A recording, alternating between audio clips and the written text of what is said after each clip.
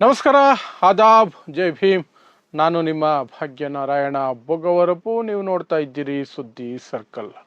ಮೋದಿ ಸರ್ಕಾರ ಆಡಳಿತಕ್ಕೆ ಬಂದ ನಂತರ 2014 ನಂತರ ಈ ರೇಡ್ ಅನ್ನುವಂತಹ ಪದವನ್ನು ಸಾಕಷ್ಟು ಕೇಳ್ತಾನೆ ಇರ್ತೀವಿ. ಅವ್ರ ಮನೆ ಮೇಲೆ ದಾಳಿ ಆಯಿತು, ಇವ್ರ ಮನೆ ಮೇಲೆ ದಾಳಿ ಆಯಿತು, ಇವ್ರ ಕಚೇರಿ, ಇವ್ರ ಕಂಪ್ನಿ, ಇವ್ರ ಆಫೀಸು, ಎಂಥದೆಂಥದ್ದು ದಾಳಿ ದಾಳಿ ದಾಳಿ. ಆದರೆ ಅಲ್ಲೆಲ್ಲ ಕಾಮನ್ ಆಗಿ ಏನಿರುತ್ತೆ, BJP ಏತರ ನಾಯಕರು ಇರ್ತಾರೆ, ರಾಜಕಾರಣಿಗಳಿರ್ತಾರೆ, BJP ಬಿಸ್ನೆಸ್ ಮ್ಯಾನ್ಗಳಿರ್ತಾರೆ, ಯಾರಾದರೂ ಇರ್ತಾರೆ. ಬಟ್ BJPಗೆ ಹತ್ತಿರ ಇರೋರು, BJPಯಲ್ಲಿರೋರು, BJPಯವರು, BJPಯ ಆಪ್ತರು, BJPಯ ಸಂಬಂಧಿಗಳು, BJPಗೆ ಫಂಡ್ ಮಾಡೋರು, BJPಗೆ ಕ್ಲೋಸ್ ಆಗಿರೋ ಬಿಸ್ನೆಸ್ ಮ್ಯಾನ್ಗಳು, ಇವರ ಮೇಲೆ ರೈಡ್ ಆಗೋದಿಲ್ಲ. ಈ ದೇಶದಲ್ಲಿ ನಿಜವಾಗ್ಲೂ ಕಾನೂನು ಇದ್ದಿದ್ರೆ ಅವನ ಅಂಬಾನಿ ಅವನ ಮಗನ ಮದುವೆಗೆ ಅಷ್ಟು ಖರ್ಚು ಮಾಡಿದ್ನಲ್ಲ, ಮಾರನೇ ದಿನ ರೈಡ್ ಮಾಡಿ ಇಡೀ ಕುಟುಂಬನ ಜೈಲಿಗೆ ಹಾಕಬೇಕಾಗಿತ್ತು. ಇವರೇ ಹೋಗಿ ಬಿರಿಯಾನಿ ತಿನ್ಕೊಂಡು ಬಂದರು. ಸರ್ಕಾರದವರೇ ಹೋದರು, ಒಬ್ಬರಲ್ಲ, ಪ್ರಧಾನಿಯಿಂದ ಹಿಡಿದು ಎಲ್ಲರೂ ಹೋದರು. ಆ ಮಟ್ಟಕ್ಕೆ BJPಗೆ ನಿಕಟವಾಗಿರುವ, ಅವರಿಗೆ ಆಪ್ತರಾಗಿರುವಂಥವ್ರಿಗೆ ರಕ್ಷಣೆ ಇದೆ. ಸೊ ರೈಡ್ ಅಂದರೆ BJPಯವ್ರ ಮೇಲೆ ಅಲ್ಲ ಅನ್ನೋದು ನೀವು ಸುದ್ದಿ. ಇಂಥ ರೈಡ್ ಆಗ್ತಿದೆ ರಾಜಕಾರಣಿ ಮೇಲೆ ಅಂದರೆ ಅದು BJPಯವ್ರು ಆಗಿರ್ಲಿಕ್ಕಿಲ್ಲ ಅಂತ ಸ್ಪಷ್ಟವಾಗಿ ಅರ್ಥ ಮಾಡ್ಕೊಳ್ಬೋದು. ಆದರೆ ಮೊದಲ ಬಾರಿಗೆ ಸುದ್ದಿ ಬರ್ತಾ ಇದೆ, BJP ಮಿನಿಸ್ಟರ್, ಅದು MLA ಅಲ್ಲ, MP ಅಲ್ಲ, ಲೀಡರು, ಲೋಕಲ್ ಲೀಡರು ಅಲ್ಲ, ಸೆಂಟ್ರಲ್ ಮಿನಿಸ್ಟರ್. MLAನೂ ಅಲ್ಲ, MP ನೂ ಅಲ್ಲ, ಅರ್ಥ ಮಾಡ್ಕೊಳ್ಳಿ. ಸೆಂಟ್ರಲ್ ಮಿನಿಸ್ಟರ್ ಮನೆ ಮೇಲೆ ಪೊಲೀಸರು ರೈಡ್ ಮಾಡಿದ್ದಾರೆ ಹೈದರಾಬಾದ್ನಲ್ಲಿ. ಸೊ ಏನಿದು ಪ್ರಕರಣ ವಿವರಿಸುವಂತಹ ಪ್ರಯತ್ನವನ್ನು ಮಾಡ್ತೀನಿ.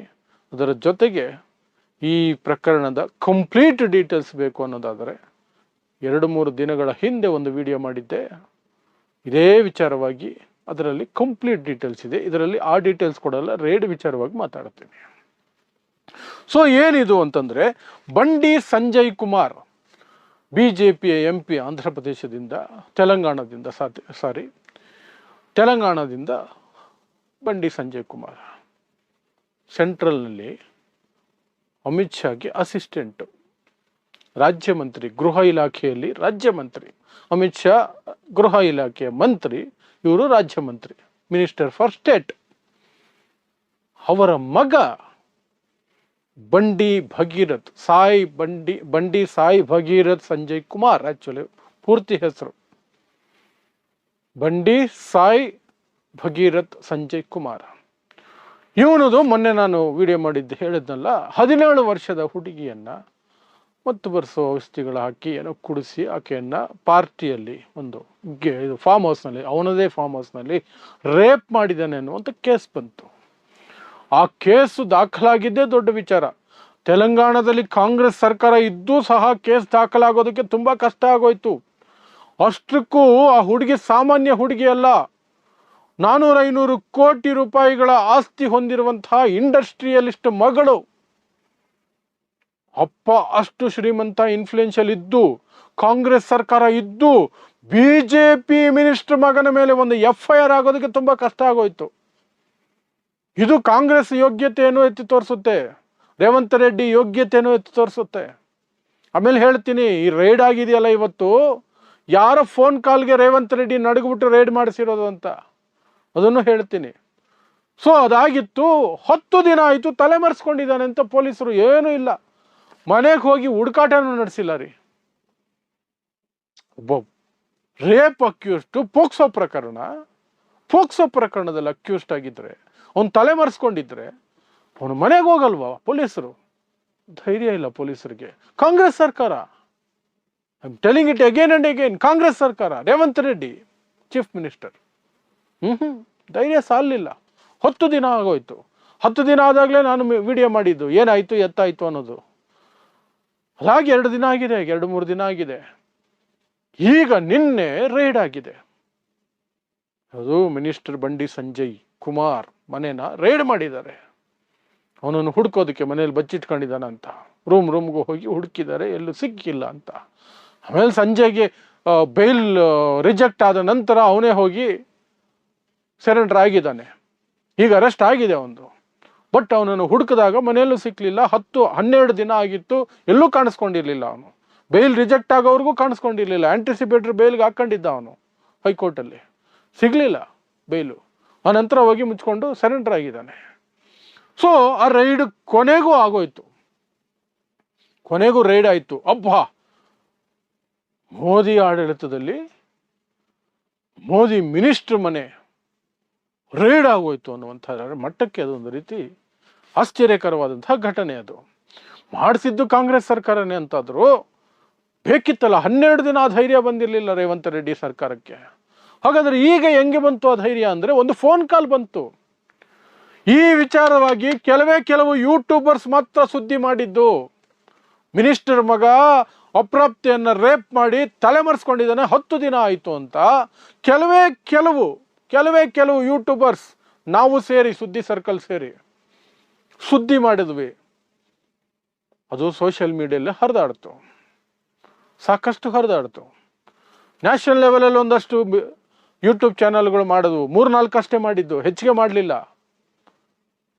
ಮಾಡಲಿಲ್ಲ. ಯಾಕೆ ಅಂದರೆ ಈ ಬಂಡಿ Sanjay Kumar minister for state home ministry, ಆತನ ಲಾಯರು ಒಂದು ಎಚ್ಚರಿಕೆಯನ್ನು ಕೊಟ್ಟಿದ್ದ ಎಲ್ಲರಿಗೂ. ಬಂಡಿ ಭಗೀರಥ್ ವಿಚಾರವಾಗಿ ಬಂಡಿ ಸಂಜಯ್ ಕುಮಾರ್ ಅವರ ತಂದೆನ ಅವಹೇಳನ ಮಾಡುವಂತಹ, ಅಪಪ್ರಚಾರ ಮಾಡುವಂತಹ ಯಾವುದೇ ಸುದ್ದಿಗಳನ್ನು ಯಾರೂ ಪ್ರಸಾರ ಮಾಡಬಾರ್ದು. ಪ್ರಸಾರ ಮಾಡಿದ್ರೆ ನೋಡಿ ಅಂತ.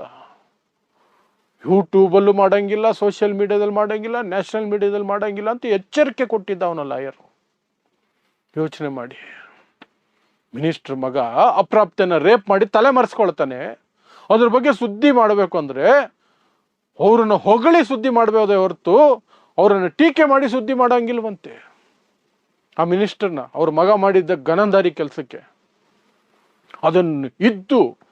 ಅದರ ಹೊರತಾಗಿಯೂ ಕನ್ನಡದಲ್ಲಿ ನಾನೊಬ್ಬನೇ ಅದ್ರ ಬಗ್ಗೆ ಮಾತಾಡಿದ್ದು, ಕರ್ನಾಟಕದಲ್ಲಿ ನಾನೊಬ್ಬನೇ ಅದ್ರ ಬಗ್ಗೆ ಸುದ್ದಿ ಮಾಡಿದ್ದು, ನ್ಯಾಷನಲ್ ಲೆವೆಲಲ್ಲಿ ಒಂದಷ್ಟು ಜನ ಸುದ್ದಿ ಮಾಡಿದ್ರು. ಅದು ಹೇಗೋ ನ್ಯಾಷನಲ್ ಲೆವೆಲ್ ಟಿವಿ ಸುದ್ದಿವಾಹಿನಿಗಳು ಏನು ಸೋಷಿಯಲ್ ಮೀಡಿಯಾ ಮತ್ತು ಯೂಟ್ಯೂಬಲ್ಲಿ ಸುದ್ದಿ ಆಯ್ತಲ್ಲ, ರಾಹುಲ್ ಗಾಂಧಿಗೆ ತಲುಪಿದೆ. ರಾಹುಲ್ ಗಾಂಧಿಗೆ ಒಂದಷ್ಟು ಪ್ರಶ್ನೆಗಳು ಅದರಲ್ಲಿ ವಿಡಿಯೋಗಳಲ್ಲಿ ಕೇಳಿದ್ದಾರೆ.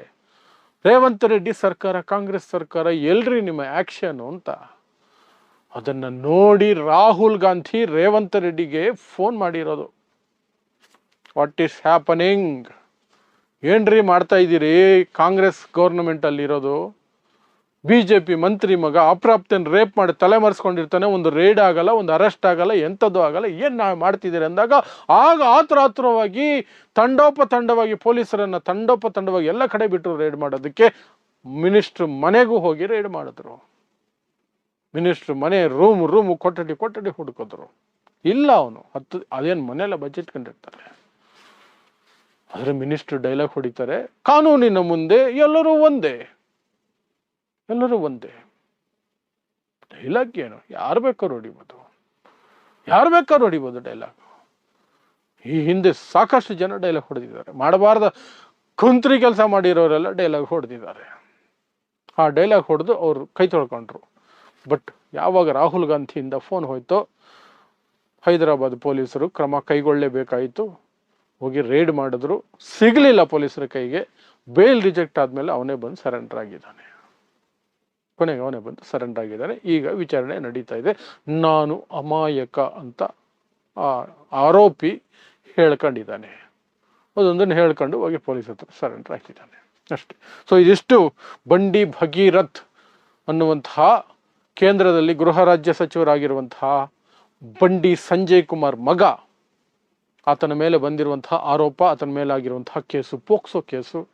17 ವರ್ಷದ ಅಪ್ರಾಪ್ತ ಬಾಲಕಿಯನ್ನ ರೇಪ್ ಮಾಡಿರುವಂತಹ ಕೇಸು. ಅದಾಗಿ 12 ದಿನ ಆದರೂ ಸಹ ಕೈಗೆ ಸಿಕ್ಕಿರಲಿಲ್ಲ, ತಲೆಮರೆಸ್ಕೊಂಡಿದ್ದ. ಕೊನೆಗೆ ಅವನ ಮನೆ ಮೇಲೆ ರೇಡ್ ಆಯಿತು. ಸೊ BJP ಆಡಳಿತದಲ್ಲಿ, ಅಂದರೆ ಮೋದಿ ಆಡಳಿತದಲ್ಲಿ ದೇಶದಲ್ಲಿ BJP ಮಿನಿಸ್ಟ್ರ್ ಮನೆ ಮೇಲೆ ರೇಡ್ ಆಯ್ತಲ್ಲ, ಅದು ದೊಡ್ಡ ಸುದ್ದಿ. ಪ್ಲಸ್ ಈ ರೀತಿಯ ಪ್ರಕರಣದಲ್ಲಿ ಅವನು ಯಾವನೇ ಆಗಿರಲಿ, ಅಪ್ರಾಪ್ತೆಯನ್ನು ರೇಪ್ ಮಾಡಿರೋದು ನಿಜಾನೇ ಆಗಿದ್ರೆ, ಆ ಆರೋಪ ನಿಜಾನೇ ಆಗಿ ಪ್ರೂವ್ ಆಗೋಂಗಿದ್ರೆ ತಕ್ಕ ಶಿಕ್ಷೆ ಆಗಬೇಕಾದಂಥದ್ದು ನ್ಯಾಯ. ನೋಡೋಣ ಏನಾಗುತ್ತೆ ಅಂತ. ಕೇಸ್ ಬೇರೆ, ಬಟ್ ಅಟ್ಲೀಸ್ಟ್ ಅವನು ಬಂಧನ ಆಗಿದೆಯಲ್ಲ, ಅದು ಮುಖ್ಯ ಅಷ್ಟೆ. ಸೊ ಇಂತಹದ್ದೇ ವಿಶೇಷ ಸುದ್ದಿಗಳಿಗಾಗಿ ನೋಡ್ತಾ ಇರಿ ಸುದ್ದಿ ಸರ್ಕಲ್. ನಾನು ನಿಮ್ಮ ಭಾಗ್ಯನಾರಾಯಣ ಬೊಗ್ಗವರಪು.